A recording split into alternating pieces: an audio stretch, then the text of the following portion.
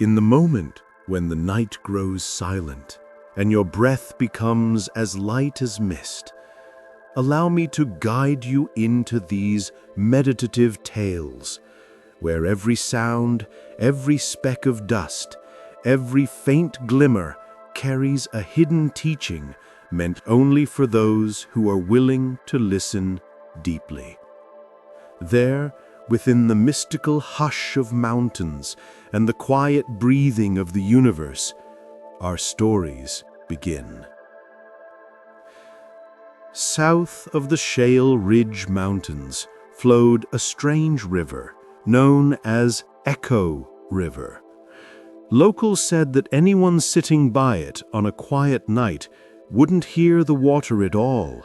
They would hear the echoes of their own mind. Not far from that mystical river stood Calm Drift Monastery, a sanctuary for those seeking clarity from the storms within. One early summer morning, a young man named Aaron arrived, burdened by a pain he had carried for months. His brother, Elias, had recently passed away in an accident. Their last moments together were marked by a harsh argument, and the guilt had been eating Aaron alive. When he met Master Silas, a monk with silver hair and winter-deep eyes, he confessed, "I want to forget the echoes in my mind." Silas replied gently, "Not forgetting. What you need is listening." That night, Silas brought Aaron to the riverbank. "Sit. Do not speak. Just listen." Aaron closed his eyes, expecting the soothing sound of flowing water. Instead, he heard voices, familiar, painful. "Why didn't you talk to me? You're not at fault. I'm sorry." Terrified, Aaron stood up, shaking, convinced he heard Elias. But Silas placed a hand on his shoulder. "That is not the dead speaking. It is the truth you refuse to face." The following nights, Aaron returned to the river. The echoes became reflections of his buried memories. On the second night, he heard not Elias, but himself. "If only I apologized, if I had been more patient, if I hadn't spoken so harshly." Tears fell, tears he had suppressed since the funeral. Echo River wasn't haunting him, it was revealing what he tried so hard to avoid. On the third night, Silas told him, "Tonight, listen with your heart, not your ears." Aaron closed his eyes once more. This time there were no words, only warmth, like a familiar hand resting gently on his shoulder. From deep within, a quiet whisper surfaced, "I forgave you long ago." Aaron wept softly, feeling the weight that had chained him crumble at last. The next morning, Aaron asked, "Master, did the river really speak to me?" Silas smiled. "No, your heart did. The river merely reflected it. Once you are willing to listen, truth always finds its way to you." When Aaron wondered why the warmth felt so real, Silas answered, "Because love never disappears. It only changes form." By the end of summer, Aaron prepared to leave the monastery. Before he departed, Silas said, "Remember, Aaron, every painful echo wants only to be heard. Once you hear it, it becomes soft water." Aaron glanced back at Echo River. It flowed just as before, yet everything inside him had changed. The echoes were no longer cries of pain. They were soft ripples, fading peacefully into the distance. Ethan had always believed life was a race, one where he had to run faster, achieve more, and carry himself with an air of strength so others would see him as someone unbreakable. But the older he grew, the more exhausted he became by those very expectations. One day, he heard of a monk named Rowan who lived deep within the forest, a man said to understand the hidden suffering inside every person who came to him. And so, without thinking twice, Ethan set out to find him. Rowan lived in a small hut beneath an ancient pine tree. When Ethan arrived, the old teacher only smiled and asked, "What have you brought with you, my child?" Ethan hesitated. "I brought hope, hope that you can show me how to become stronger." Rowan shook his head gently. "No, no one comes here carrying hope. They only bring fear." The words struck Ethan deeply. Rowan invited him to sit and asked him to share his story. All the pressure he had endured, the expectations that haunted him, the failures, the disappointments, the self-blame that wore him down, everything spilled out, while Rowan listened silently, as though he had known it all along. When Ethan finally finished, Rowan stood, handed him a lantern, and led him to a narrow path in the forest as dusk began to settle. "Walk with this lantern until its light no longer reaches the ground, and then return to tell me what you saw." Ethan obeyed. He walked several hundred steps before the lantern dimmed, and soon the wind extinguished its flame. In complete darkness, Ethan felt his heart pound. Each breath grew sharp. Without light, fear tightened around him. Fear of getting lost, fear of wild creatures, fear of being swallowed by the night. But more than anything, he feared the vast emptiness inside himself, an emptiness he had spent years trying to outrun. When Ethan returned, Rowan was waiting calmly. Ethan asked, "What did you want me to see?" Rowan replied softly, "The light went out so you could see the darkness. But the darkness did nothing to you. It only revealed what was already inside. You do not fear the forest. You fear your own heart." Ethan bowed his head, feeling layers of false strength peeling away.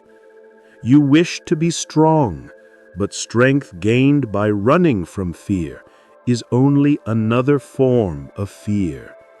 True strength belongs to those who can walk even when the light is gone, because the lantern inside them is already lit.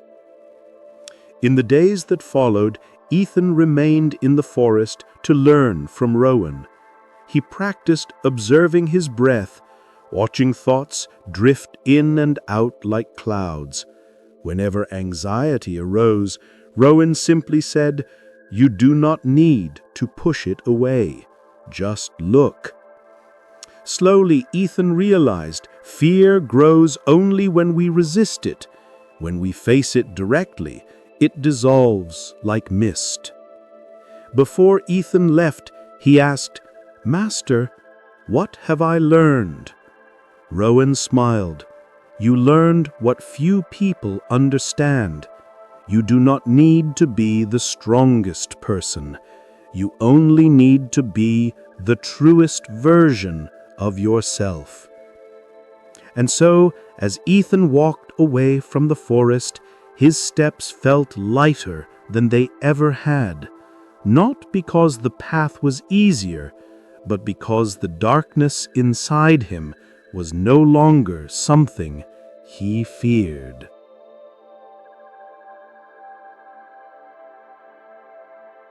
Story: The Quiet River and the Wanderer. Caleb was a wanderer who had spent years searching for peace.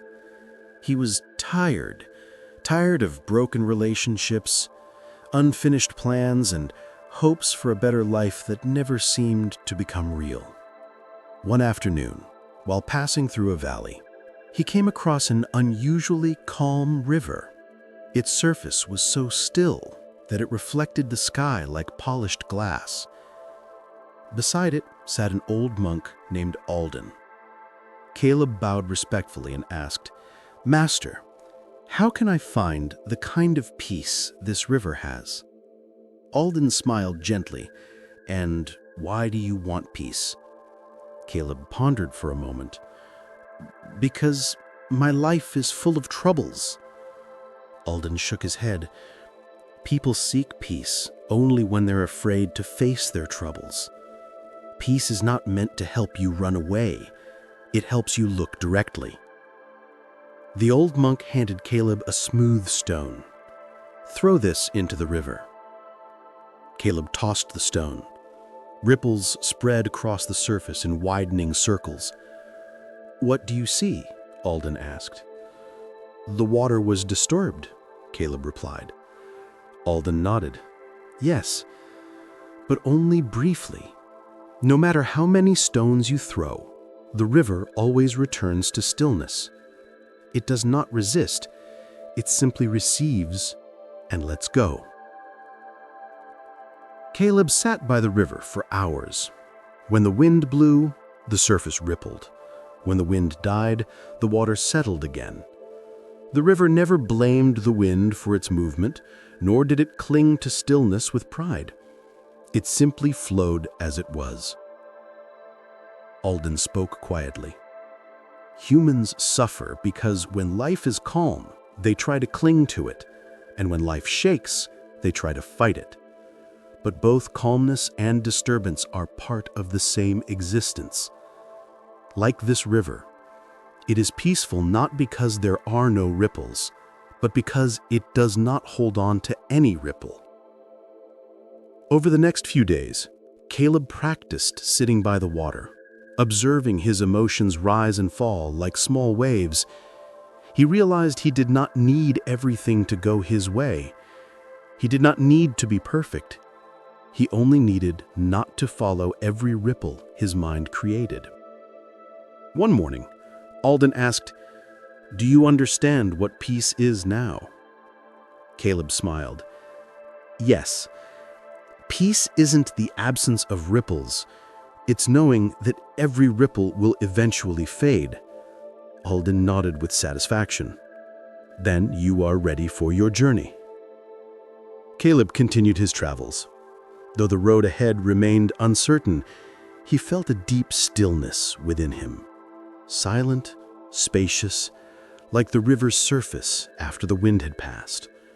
Not because life had become easier, but because he no longer feared its waves. Story: The Potter and the Cracked Vase. In a small village at the foot of the mountain lived a potter named Lucas, known for his skillful hands and his obsession with perfection. People said he handled clay so carefully that he feared even breathing too hard while shaping it. Lucas wanted every vase to be flawless. Even the smallest scratch made him destroy his work and start again. One day, Lucas heard about an old monk named Morgan who lived in a humble hut halfway up the mountain. A man said to see clearly into a person's heart with a single glance. Curious and seeking perfection, Lucas climbed the mountain carrying his finest pottery. When he arrived, Monk Morgan looked briefly at the vases and asked, "Why have you brought these here?" Lucas replied, "I want you to teach me how to create the perfect vase." Morgan laughed gently. "You came here for perfection. I only teach those willing to accept imperfection." The answer stunned Lucas. He proudly displayed his flawless work, But Morgan simply shook his head and pointed to an old, crude vase sitting in the corner. It had deep cracks repaired with wooden splints, looking fragile and worn. Lucas asked in disbelief, "Master, you keep something this ugly?" Morgan smiled and placed the cracked vase on the table. "Come with me." He led Lucas to the well behind the hut and asked him to fetch water. Lucas used his perfect vase and returned with every drop intact. Then Morgan handed him the cracked vase. As Lucas carried it back, water dripped through every fracture, falling onto the dry soil along the path. When they returned to the hut, flowers had begun to bloom along the trail Lucas had walked. Morgan said, "A perfect vase delivers water where it is intended. A cracked vase gives water where it is needed." Lucas stood in silence. Morgan continued, "You've spent your whole life avoiding cracks, but sometimes the cracks in your heart are what allow you to nourish others. No one needs perfection. What people need is truth, and truth always carries its own fractures." That night, Lucas worked at his wheel. For the first time, he didn't force the clay into absolute symmetry. He allowed his hands to relax, letting the vase take shape on its own. When it was done, a small curve was uneven, but Lucas didn't destroy it. He smiled. From then on, Lucas's creations were beautiful in a new way. Not cold and flawless, but alive, warm, and deeply human. And he came to understand, a heart without cracks is a heart that has never loved, never hurt, and never truly lived. Story: The Gatekeeper and the Morning Bell. On a mountaintop monastery lived a quiet gatekeeper named Oliver. He kept to himself, believing he lacked the wisdom to truly study the Dharma. His daily duties were simple: open the gates at dawn, close them at dusk, and strike a bell to signal the start of morning meditation. Oliver would often stand far away, listening to the monk's teachings, thinking he was unworthy of such depth. One night, after closing the gate, he encountered Master Jasper under the moonlight. Jasper asked, "Oliver, what have you learned during your time here?" Oliver replied shyly, "Master, I am only the gatekeeper. I don't understand enough to learn anything meaningful." Jasper smiled gently. "Do you think learning the Dharma belongs only to those who meditate all day? Do you know that the bell you ring each morning changes the entire monastery?" Oliver blinked in surprise. "But I only ring the bell as part of my duty." Jasper led him to the courtyard. "Ring it as you always do." Oliver struck the bell. Its deep, clear tone drifted through the gardens, across walls, and into the rooms where monks still stirred from sleep. Jasper said, "When your heart is heavy, the bell sounds heavy, and everyone struggles in meditation. When your heart is light, the bell becomes light, and people find peace more easily. You are not merely guarding a gate, you are setting the tone of the entire day." Oliver stood speechless, seeing the bell in a new light. "Master, I never knew something so small mattered so much." Jasper replied, "No action is small when done with your whole heart. A single word can save someone, a single smile can heal a weary day, and a single bell can awaken a sleeping mind." From that day on, Oliver rang the bell with complete presence. He no longer saw himself as insignificant. He realized the Dharma lived in ordinary actions done with extraordinary awareness. And each morning, as the bell echoed through the monastery, Oliver felt his own heart grow brighter.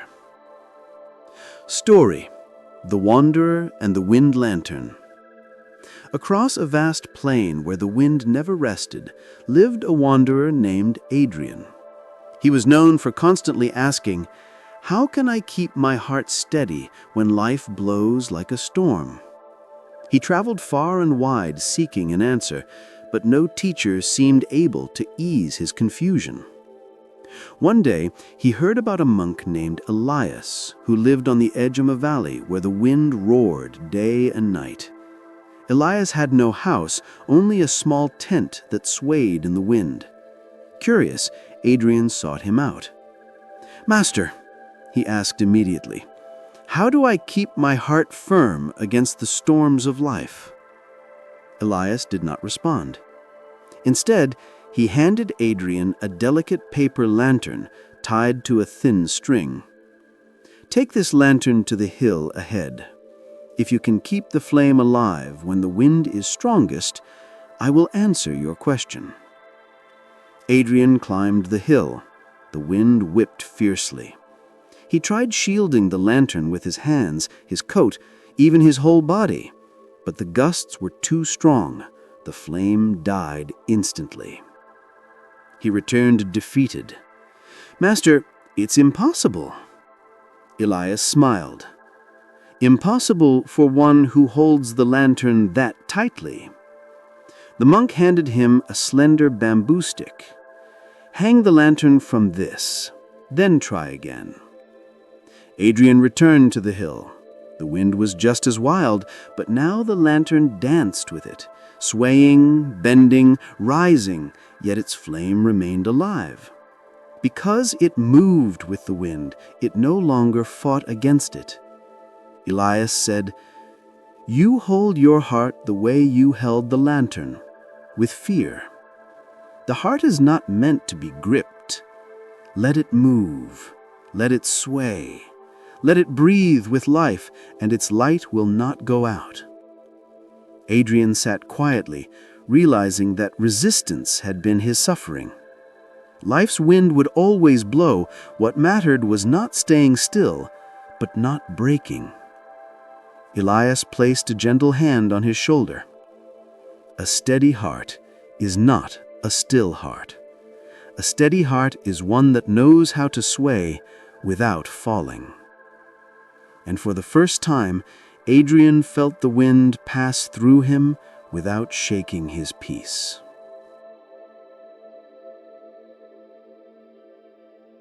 Story: The Traveler and the Clock That Stopped.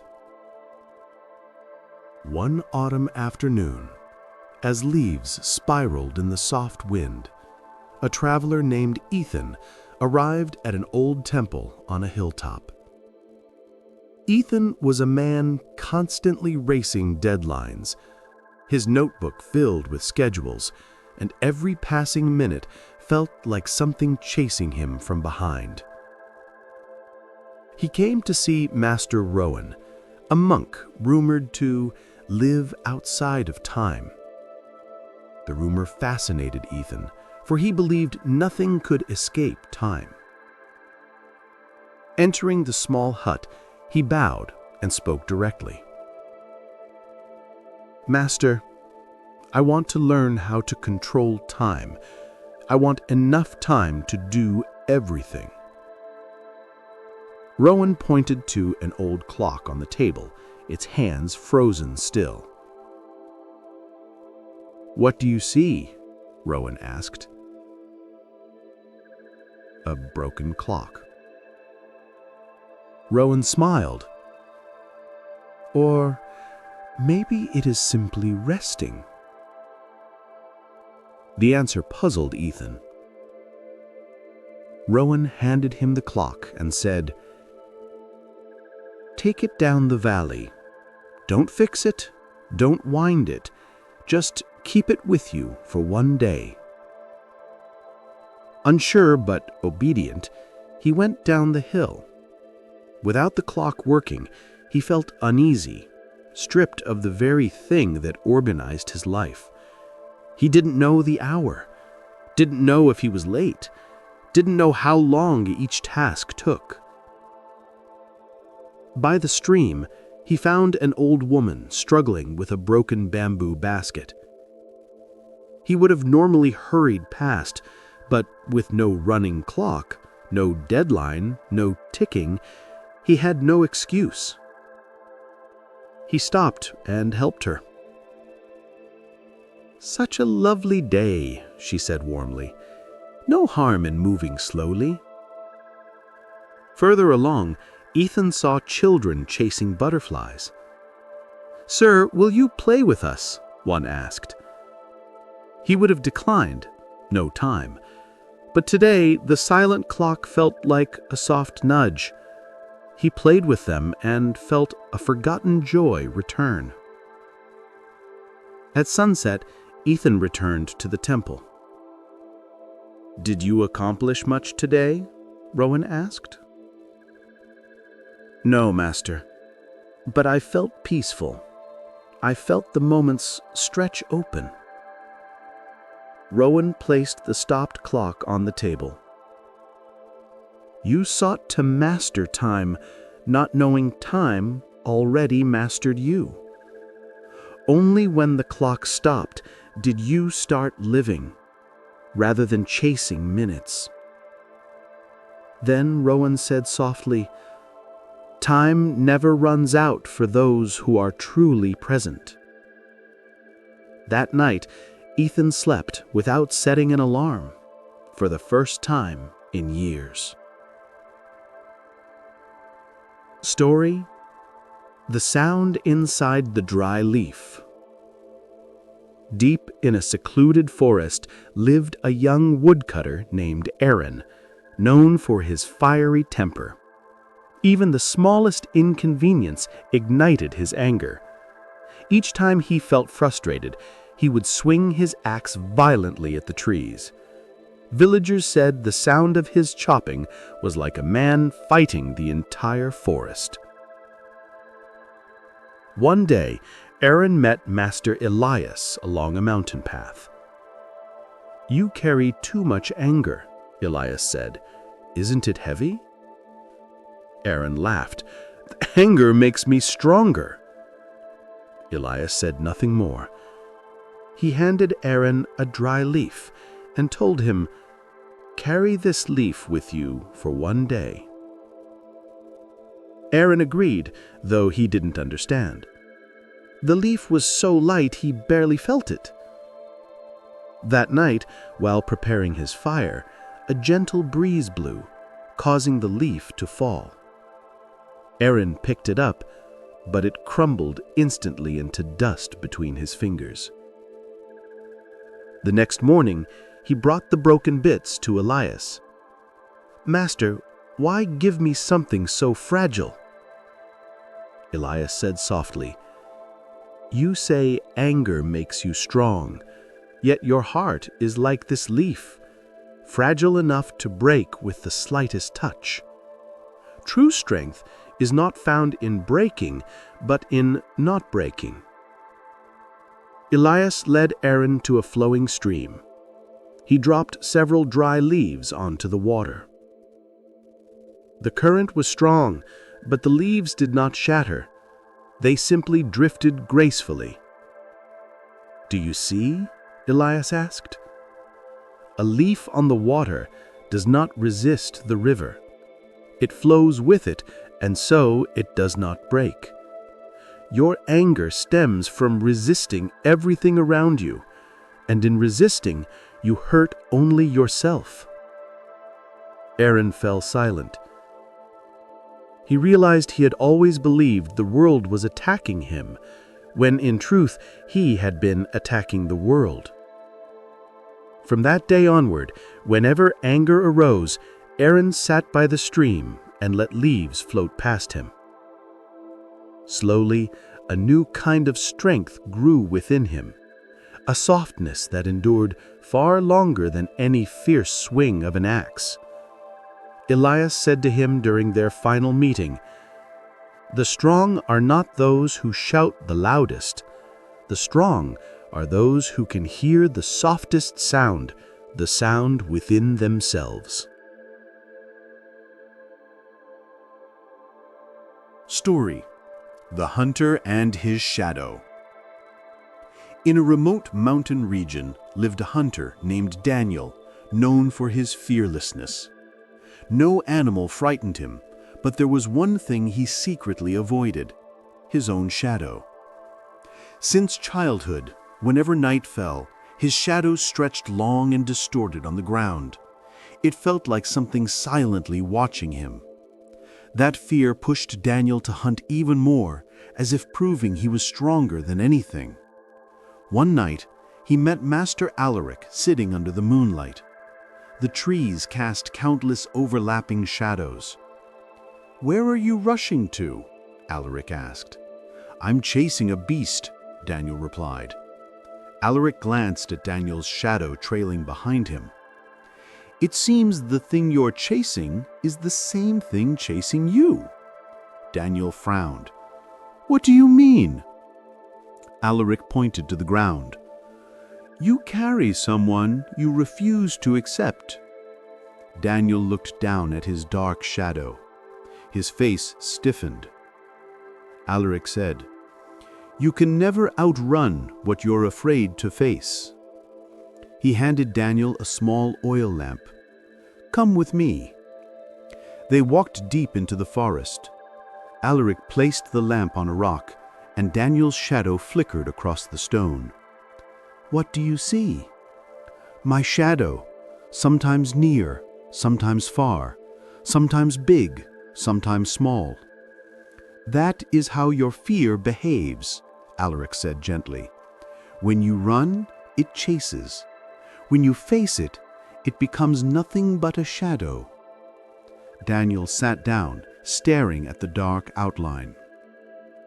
Alaric continued, "You have spent your life chasing things outside of you, yet never looked at what's inside. Your shadow is not your enemy. It is the part of yourself you refuse to acknowledge." That night, Daniel finally faced the presence that had followed him all his life, and he realized it was only an image caused by light, nothing more. The next morning, he left the forest. His shadow walked with him, as always, but for the first time, he smiled at it. From then on, Daniel was no longer the most feared hunter, but the most peaceful man in the mountains. Lesson: we do not fear darkness. We fear the parts of ourselves we have never faced. Story: The Gatekeeper and the Unlocked Door. At the edge of an old city stood a large gate leading to a monastery. Oliver, the gatekeeper, was extremely cautious. He feared losing control, checking the gate dozens of nights to ensure it was locked. He believed that one small mistake would invite disaster. One day, Master Ezra arrived from afar.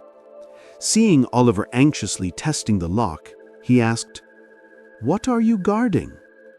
"I'm guarding safety, Master." Ezra smiled.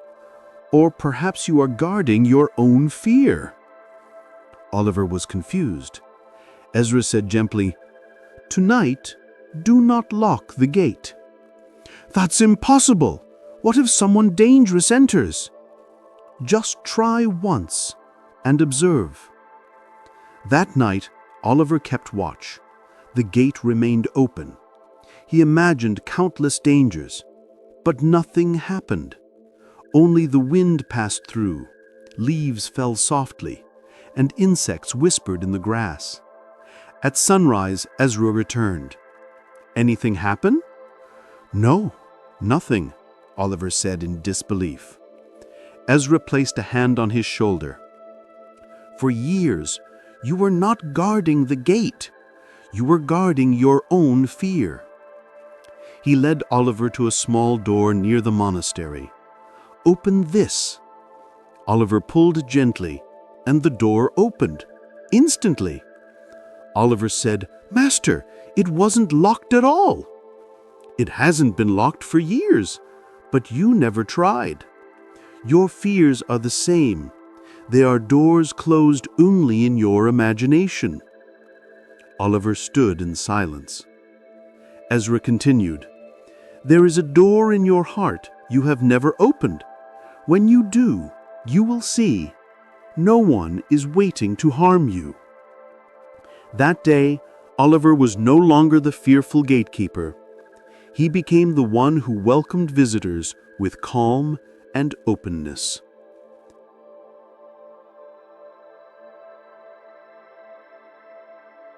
Story: The Beggar and the Clear Stream.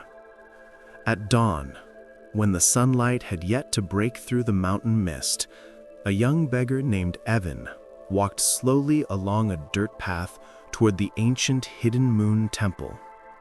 Evan had lived his whole life begging for food, and his heart was filled with bitterness, convinced that life had never treated him fairly.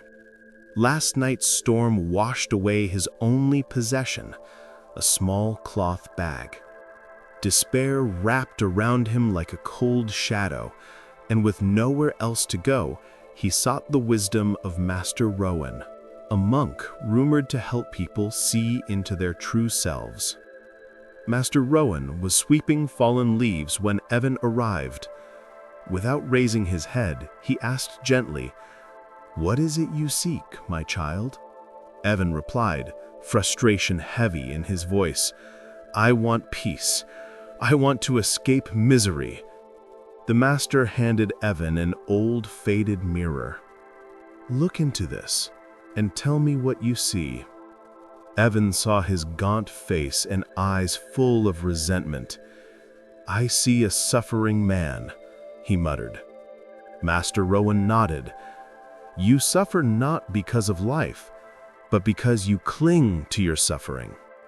Seeing Evan's confusion, the master led him to a clear stream behind the temple. Picking up a handful of sand, he scattered it into the water. The sand dissolved instantly. "Do you see?" he said softly. "The water holds nothing.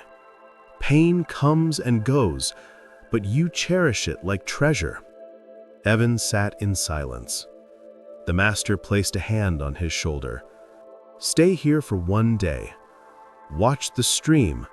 Whenever anger or sorrow arises, whisper, 'Dissolve,' like sand in water." Evan obeyed.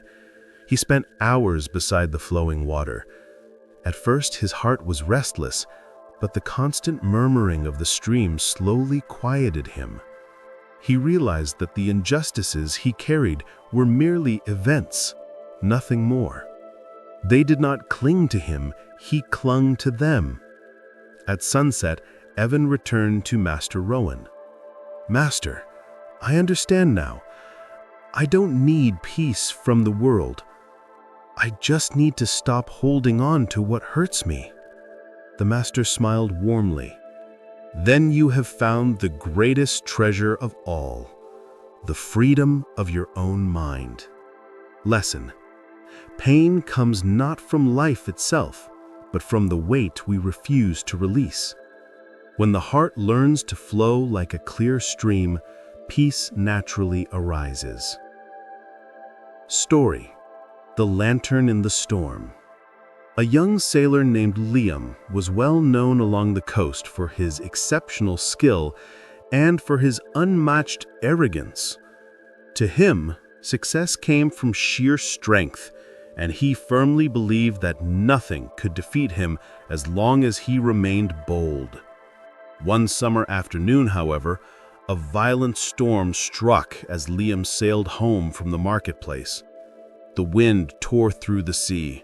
Waves towered like mountains, and in an instant, Liam saw how insignificant his pride was against nature's fury. His boat shattered.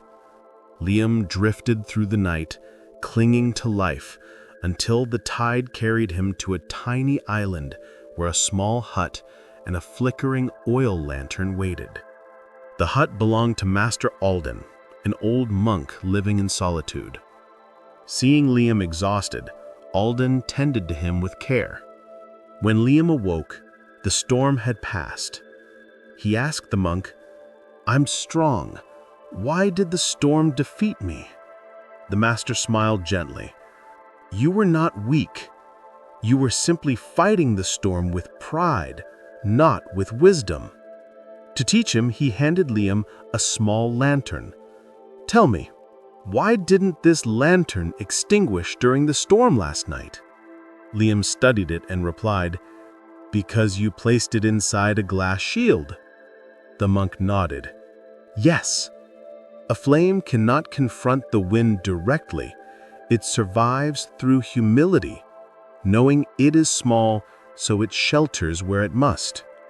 He continued, "People are the same. True strength is not defying every storm, but knowing when to bow, when to listen, and when to stop proving oneself." Liam stayed on the island for several days. He learned to listen to the wind, to observe the tide, and to sense the silent harmony of nature. Strength, he realized, must come with softness. Courage must come with stillness. When he returned to the mainland, Liam was completely transformed. Calm, wise, and grateful. He understood that life's storms do not come to destroy us, but to teach us how to guard our inner lantern. Lesson: strength is not in defeating every storm, but in protecting the light within during the storm.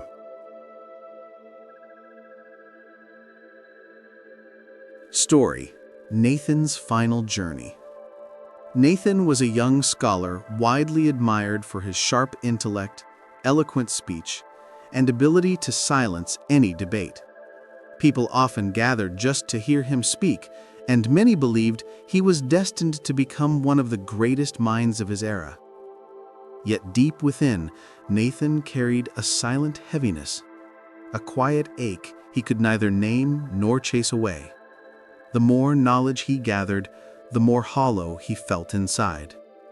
Late at night, he often found himself staring into the trembling flame of his oil lamp, wondering why wisdom filled his mind, yet could not soothe his heart. One day, Nathan heard stories about Master Callan, a reclusive monk living atop Snow Peak Mountain. People spoke of him in whispers. Some said he possessed profound enlightenment. Others claimed he taught no words at all, only silence. But the rumor that struck Nathan deeply was this: those who meet Master Callan do not learn something new. They learn themselves. For the first time in years, Nathan felt a stirring of hope. He gathered a small bag, selected his most cherished notebook, packed a few books he believed essential, and began his journey toward the mountain. The path was harsh and unforgiving. Steep cliffs, dense forests, roaring streams, and long nights colder than he expected. More than once, exhaustion nearly broke his will, but the yearning for truth kept him moving forward. After 3 grueling days, Nathan finally reached a small hut nestled among towering pine trees. Smoke curled gently from the chimney, and sitting outside was an old man splitting firewood. Simple, calm, and unhurried. This was Master Callan. He bowed deeply. "Master, I have come seeking peace.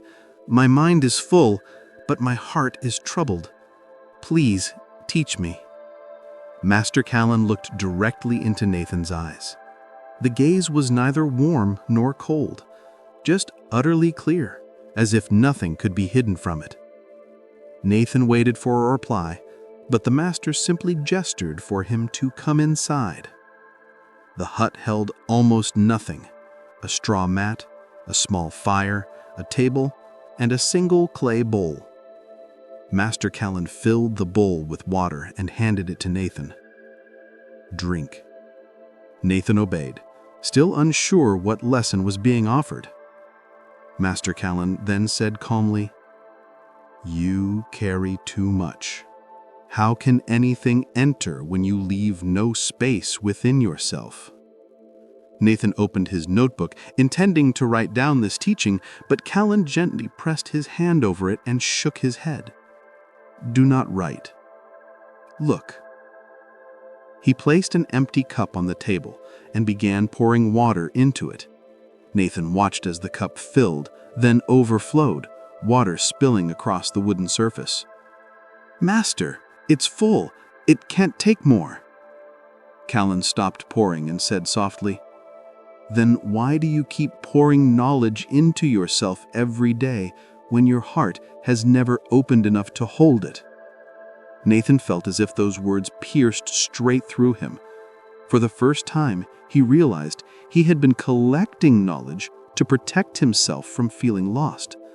Yet that very habit had kept him trapped. The next morning, Master Callan took Nathan into the pine forest. The wind rushed through the trees, creating a deep, resonant sound like distant waves. Listen to the forest, the master said. Nathan stood silently. Now listen to the wind. Nathan closed his eyes. And now listen to the silence between the wind and the trees. Something shifted inside him. His thoughts, usually loud and restless, softened. He could hear the faint drip of melting snow, the gentle rustle of fallen leaves, even the quiet rhythm of his own breath. The silence was no longer emptiness, it was spacious, calming, and strangely luminous. Days passed. Nathan lived simply with the master, fetching water, chopping wood, meditating beneath the pines. There were no sermons, no scriptures, no grand teachings, yet each moment felt transformative, as if the world had slowed down for him to experience it directly, stripped of the noise inside his mind. One evening, under a breathtaking sunset that painted the mountain in shades of gold, Master Callan asked, Nathan, what have you learned? Nathan answered, I've learned that silence is not the absence of things, it is the source of clarity. The master nodded approvingly, then asked, Are you at peace now? Nathan hesitated. I feel closer to peace than ever before, but something still holds me back. Callan smiled gently. Then it is time for the final lesson. He led Nathan to the edge of a cliff overlooking the vast valley. The wind was crisp and sharp. Throw your notebook over the cliff, the master said. Nathan froze. That notebook contained years of thoughts, ideas, analyses, the very foundation of his identity as a scholar. Master, I can't, he whispered. You believe your knowledge protects you, but it is what binds you most tightly. Nathan's hands trembled as he opened his bag. He looked at the familiar pages, the carefully written lines that had shaped his pride and self-importance. He remembered the overflowing cup. He remembered the deep quiet of the pines. With a long, trembling breath, Nathan released the notebook into the air. It fell freely, spinning in the wind before disappearing into the forest below. And in that moment, an unexpected lightness spread through him. He felt empty, but it was a peaceful emptiness, an openness he had never felt before. Master Callan placed a warm hand on Nathan's shoulder. You have just set down a piece of your ego. Now leave this mountain, but do not carry your old burdens back into the world. When Nathan descended the mountain the next day, snowflakes drifted gently from the sky. He bowed deeply to Master Callan before leaving. Master, now I am truly at peace. Callan shook his head with a small, kind smile. No, Nathan, you have only begun learning peace. The rest must be learned through living. Remember, the sky can only be seen inside an unclouded heart. Nathan returned to his village transformed. He no longer tried to impress crowds or win debates. Instead, he listened deeply to others, offered help quietly, and walked with a calm presence that radiated warmth. He continued to read and study, but no longer to prove himself, only to understand, only to grow. Whenever challenges arose, he closed his eyes, breathed softly, and listened for the silence between breaths where he had once discovered the beginning of peace. And each time he needed guidance, Nathan remembered Master Callan's words. The heart must be emptied before it can hold the sky. Across the journeys of Evan, who learned to let his suffering dissolve like sand in a clear stream, of Liam, who discovered that true strength is found not in resisting storms, but in protecting the fragile light within, and of Nathan, who realized that peace rises from an uncluttered heart rather than a crowded mind. Each story whispers the same quiet truth about life. Peace has never been something the world grants or withholds. It is something awakened within us when we stop clinging, stop fighting, and stop filling ourselves with what no longer serves us. The storms outside, the losses we carry, the pride we polish, and even the knowledge we worship, none of them were ever meant to define us. When we learn to loosen our grip, to breathe, to pause long enough to listen to the silence beneath all noise, we begin to recognize the gentle clarity that has always waited inside. And in that clarity, we discover that life does not need to change for us to find freedom. Only the way we meet each moment must soften. The heart that knows how to release, how to bow, how to be still, becomes wide enough to hold the sky. And in such a heart, peace naturally blooms.